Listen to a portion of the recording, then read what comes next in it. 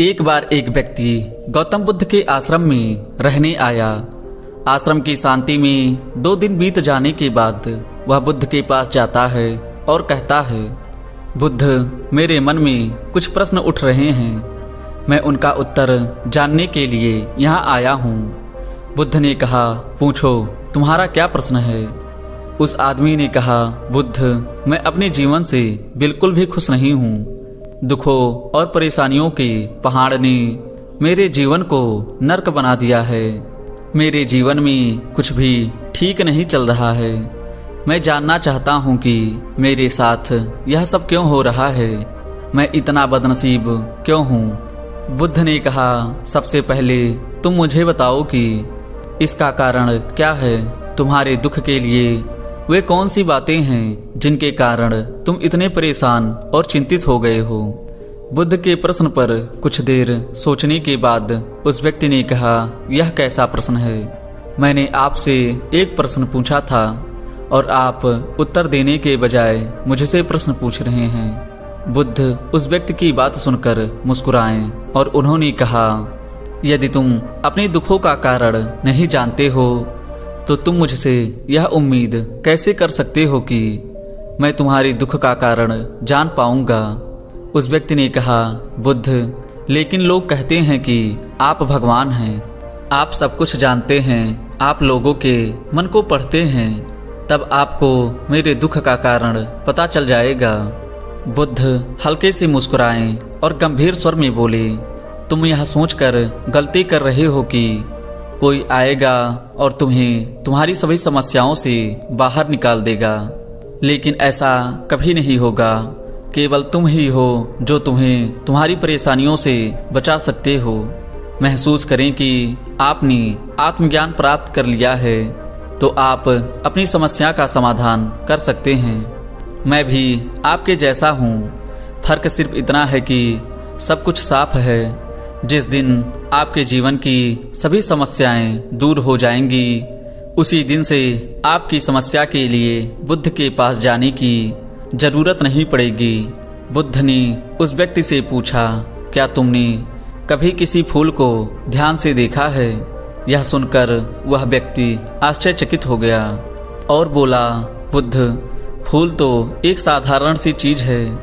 इसे तो सभी ने देखा है। बुद्ध ने कहा, फूल एक कली है। सुबह वह कली होता है। दिन के उजाले में फूल बन जाता है। शाम को मुरझा जाता है। यदि फूल केवल इसी बात की चिंता करता है तो शाम तक उसे मुरझाकर गिरना ही पड़ता है। वह कभी खिल नहीं पाएगा। इसी तरह अगर आप केवल अपने दुखों के बारे में ही सोचेंगे तो आप कभी भी खुश नहीं रह पाएंगे। इसलिए मैं आपको बताना चाहता हूँ कि आपके जीवन में अभी बहुत सी चीज़ें हैं जिनके बारे में अगर आप बारीकी से देखेंगे तो आप भी खुश हो सकते हैं। आप उनके बारे में सोचकर मुस्कुरा सकते हैं। आप अंदर से खुश हो सकते हैं।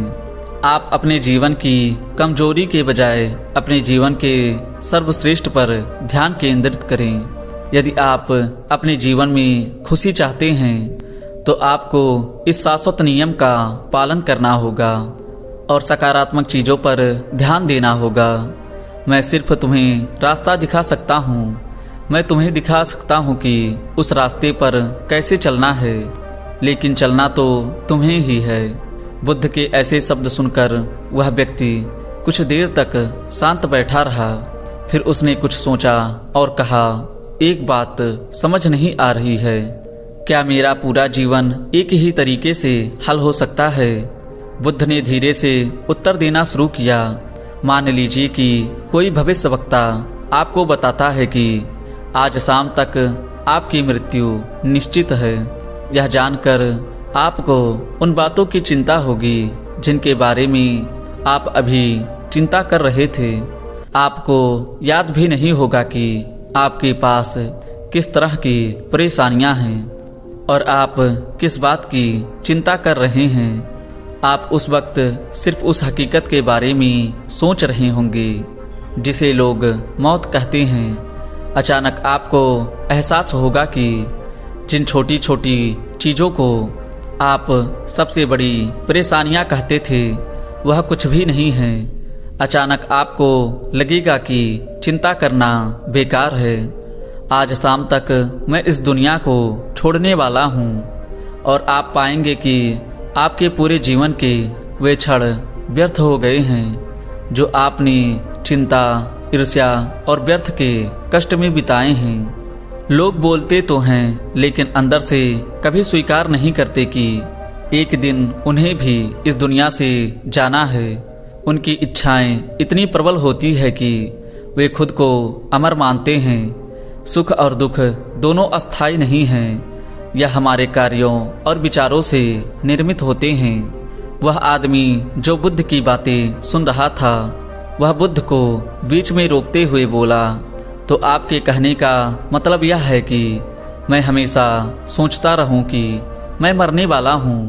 क्या यह सोच मेरी सभी समस्याओं का समाधान कर देगी? बुद्ध ने कहा, नहीं, ऐसा कभी मत सोचिए। आपको बस यह स्वीकार करना होगा कि इस दुनिया में मेरी उपस्थिति अनिश्चित है। मैं जब तक यहाँ हूँ एक खुशहाल जीवन जीऊँगा। आपके जीवन में जो भी अच्छी चीज़ें हो रही हैं उनके साथ जिए। वह तुम्हें आंतरिक खुशी और शांति देगी। अपना दिमाग ठीक करो और धीरे धीरे तुम्हारे जीवन की सभी समस्याएं समाप्त हो जाएंगी। व्यक्ति के जीवन के अधिकतर दुख उसकी इच्छा से ही उत्पन्न होते हैं। इसलिए आप अपने मन पर नियंत्रण रखें। यदि आप अपने मन का इलाज एक बच्चे के मन की तरह कर सकते हैं तो आपको आंतरिक शांति महसूस होगी। उस व्यक्ति ने कहा, बुद्ध, आपने मन को नियंत्रित करने की बात कही है। आप चंचल मन को कैसे नियंत्रित कर सकते हैं? बुद्ध ने कहा कि सबसे पहले तुम्हें सुख और दुख के बीच अंतर समझना होगा। आपको सबसे पहले यह जानना होगा कि आपके लिए खुशी और दुख का मतलब क्या है।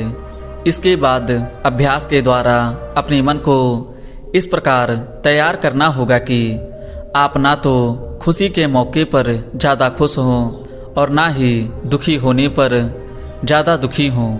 आपको खुद को पूरी तरह से मध्यम मार्ग में रखने का प्रयास करना होगा।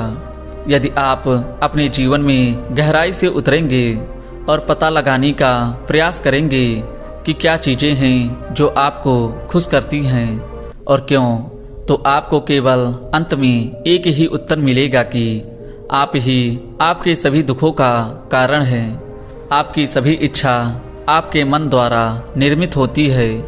इसलिए यदि आप अपने मन पर नियंत्रण कर लेंगे तो आपके सभी दुख समाप्त हो जाएंगे। गौतम बुद्ध ने उस व्यक्ति से कहा कि यदि आप एक और छोटा सा काम करेंगे तो आप देखेंगे कि आपके जीवन के सभी दुख हमेशा के लिए समाप्त हो गए हैं।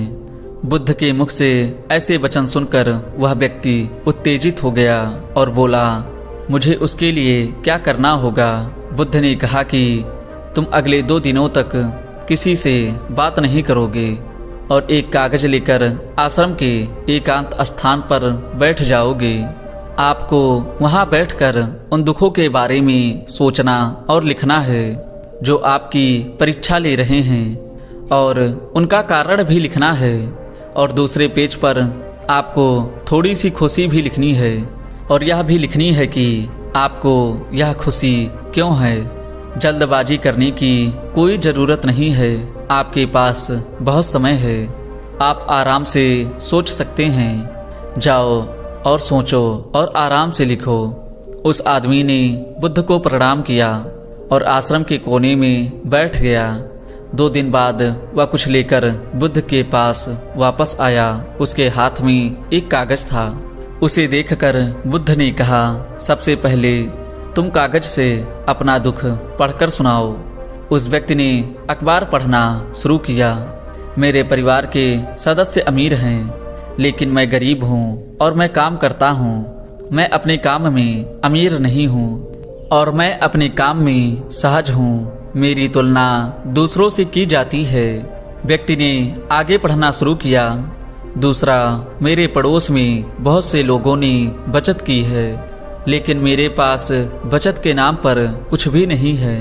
इसका पहला कारण यह है कि मैं काम कम जानता हूँ, लेकिन खर्चा बहुत करता हूँ। आज मेरे पास बचत के नाम पर कुछ भी नहीं है।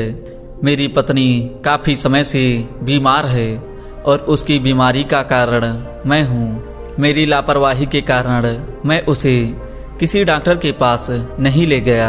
मैंने इसे भाग्य पर छोड़ दिया। शायद यह मेरी अपमानजनक इच्छा थी कि अगर वह मर जाएगी तो मैं एक खूबसूरत महिला से शादी कर लूँगा।